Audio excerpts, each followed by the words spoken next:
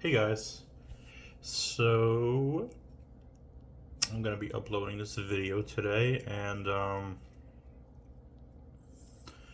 so if you still see this upload, just know that I didn't take it down for um, for lack of better words, just fear of judgment, just the fears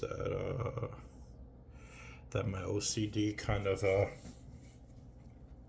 my OCD just kind of you know will keep telling me to delete it, that people shouldn't see this or something bad will happen. So being vulnerable is hard in general. I mean, I just think even if you don't have like a mental illness, it is hard to be vulnerable. So you add a mental illness into the equation, and um, just a couple of different conflicting things, and it makes it really difficult. So I want to try not to be fidgety either, and just kind of like say what's on my mind. Just say what's on my mind. So and not feel like I need some rigid structure, because um, I feel like with my OCD, if I don't have rigid structure, it bothers me a lot, and it kind of ties in with fears too. So I'm just gonna let this video unfold how it unfolds, and just sit with those thoughts that are just that bring me a lot of uncertainty and a lot of discomfort, and yeah.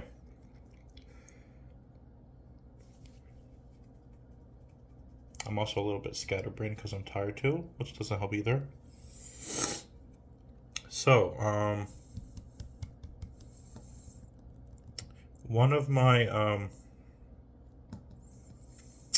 one of my lowest points when dealing with OCD was for sure being hospitalized. And when I'm talking hospitalization, I'm not talking. I mean, yes, I've been to different treatment centers that have played a very integral role in me getting better, and me um, kind of kind of with what's the word? Kind of just like prolonging my gains. It's helped me. It's helped me with my tools, and it's helped me kind of live within the fears, and just kind of try to push on as hard as it gets, as hard as it really gets. Like, it gets really hard. So I was hospitalized because I was too afraid to take medication. Um, so when I was really bad, when my when the anxiety was bad, and I was just having obsession, and unwanted thoughts, and the stuff I can't control, because OCD is it's literally a chemical imbalance in the brain that I mean, scientific studies have shown it, that it the certain region, and I think it's like in the frontal cortex. I forget the exact part, but it's kind of like overactive, kind of like just like a car that overheats, and it is misfires its signals, and it's what processes fear. So yeah, it makes it difficult. Well, that's what OCD is really, fear based disorder. Yeah, I was hospitalized because I feared the medication that I was taking, I got triggered and I felt like it was contaminated. Um, so, with OCD, it's I don't know. I really just had I refused to take my medication. It left me in a very bad spot because with medication, you can't just stop medication cold turkey. That's with any kind of medication. So I was, I refused to take it because my anxiety was and fear was so high, and I feared something bad would happen. So I let the fear take over, and I just stopped taking it for tried to at least for a couple of days. My mental state started to get worse, and I was kind of left with the decision that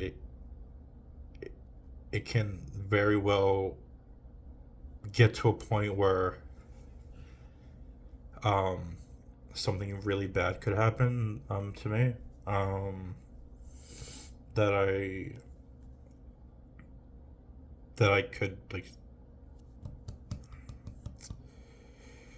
just as something bad, you can't just stop taking medication like that, and it's very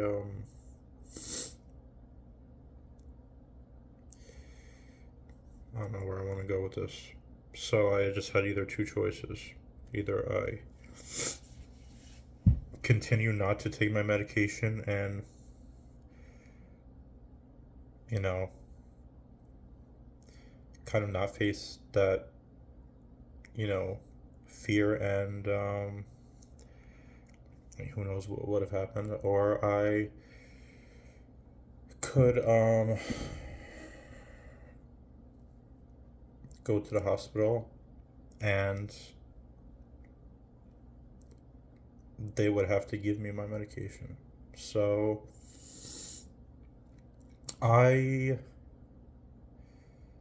chose to go to the hospital, and they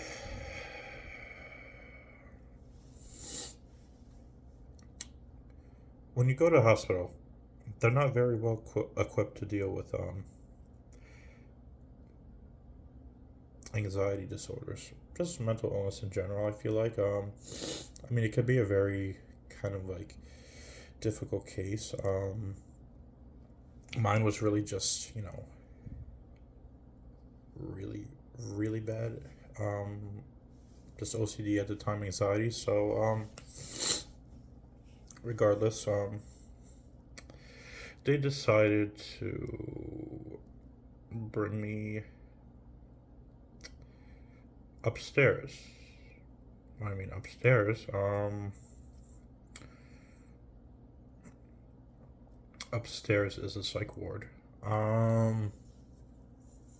Psych ward. So, I mean, that's the best word I can describe it as. I remember going up there, and I literally, I'm like, I shouldn't be here. I shouldn't be here. That's just all the stuff that was going through my head. I'm like, I have OCD. They can't help me here. Um, and I think, I mean, yeah, they can't. They're not equipped to deal with OCD, but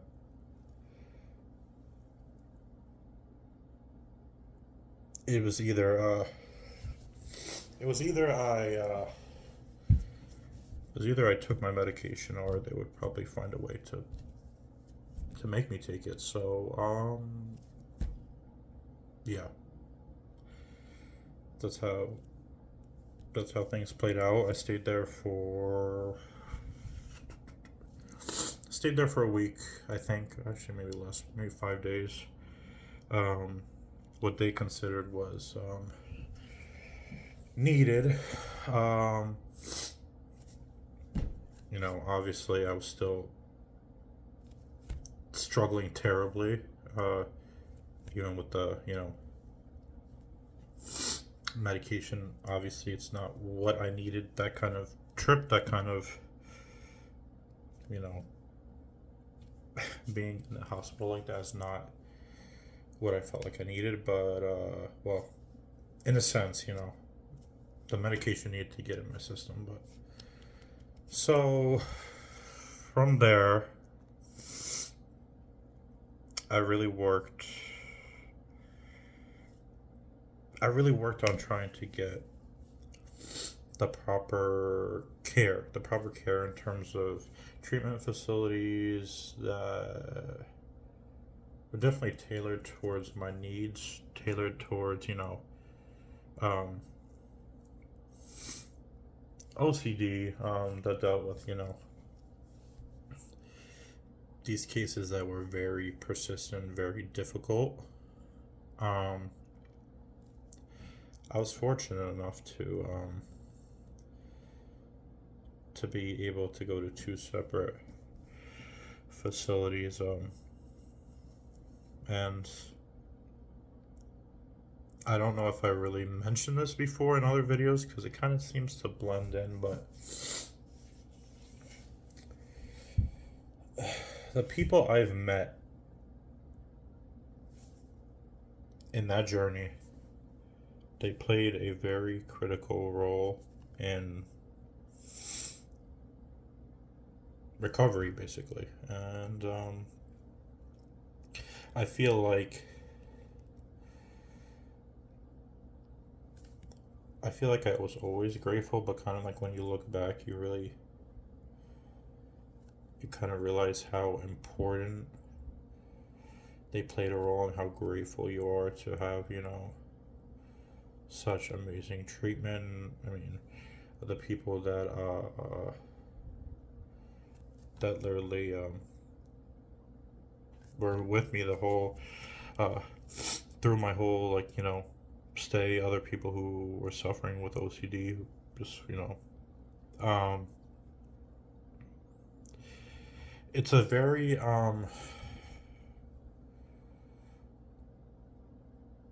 it's kind of just something just to see the progress, just progression with people. Some people, I mean, when people come in, they're really, I mean, like how I came in, I was awful. uh I mean, that's kind of understating it, but when I left, I was completely it was almost like, kind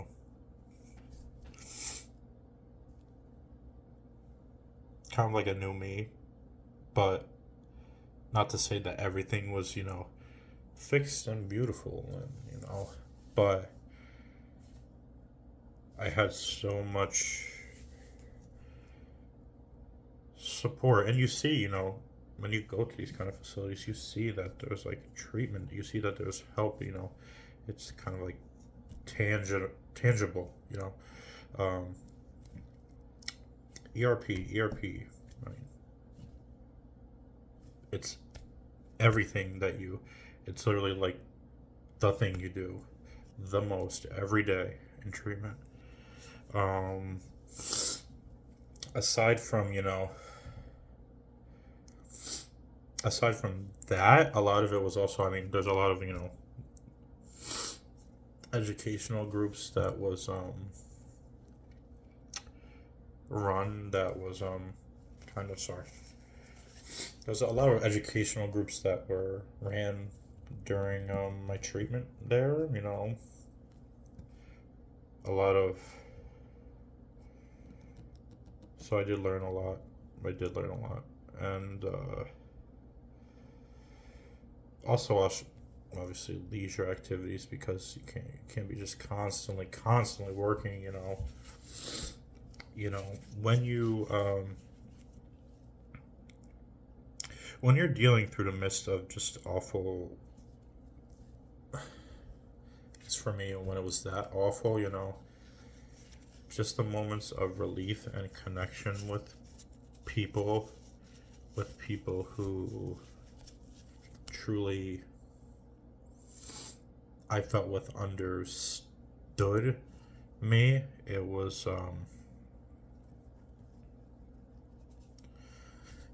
you just can't put it into words. Those, like, those moments of just kind of relief, just kind of feeling like, it's okay to be who you are. It's, you won't be you won't be judged in that kind of setting. I mean, that's like the least, like, that's the least of your worries, to be judged in that kind of setting when everyone is struggling with the um such similar such a similar battle. I mean, the context of OCD can be very different, but it's all related to fear. So coming coming home from treatment, and I would say this for a lot of people, at least I feel for a lot of people, is like a a pretty difficult transition, because you go from being in a very supportive and just say kind of like nurturing environment where it's like you're putting in the tools and you're putting in the work and doing all that stuff, and now the real challenge is going home and just being like, okay, I'm gonna be implementing those tools, and I'm gonna be, a lot of the work's coming, from here. It's not coming from, um, like, yeah, you can meet with like a therapist weekly. You can meet with a specialist, but you know, that's when the real work. I shouldn't say real work. That's just very critical, in maintaining gains, because um, I'll say that I've had experiences where I've um, gone to treatment. I've had the tools, and I've kind of just like with anything, I just well, just with any kind of mental disorder, there's the risk of relapse. And I shouldn't say it's, I hate to say it's related to, all related to like effort, like not pushing myself hard enough and getting too lax. I mean, a part of it, possibly, a little part, yeah, possibly, but there's a lot of situations that come into play, a lot of things that can uh I mean, just trigger you. I mean, you know your OCD, and it's very important when you are struggling within that kind of, struggling with that, just to have the supportive kind of cast around you that kind of know you and kind of know what's going on in your situation, and how to um, um, address, kind of, even sometimes call you out on your shit, to be very frank, um, because and it's not to say, like, oh yeah, like I don't, like, no one wants to go back to those dark places, but it was having someone call you out on your stuff and being like, yeah, I see you've been doing this. I've seen you've been obsessing more. I've seen you've been doing more. You're just not yourself. That you're um, doing more compulsions or rituals to relieve your anxiety. And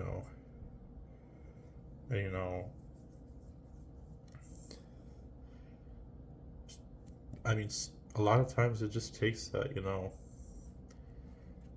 that little push from people and to be like, oh shit, yeah, this is starting to go in the opposite direction. Um,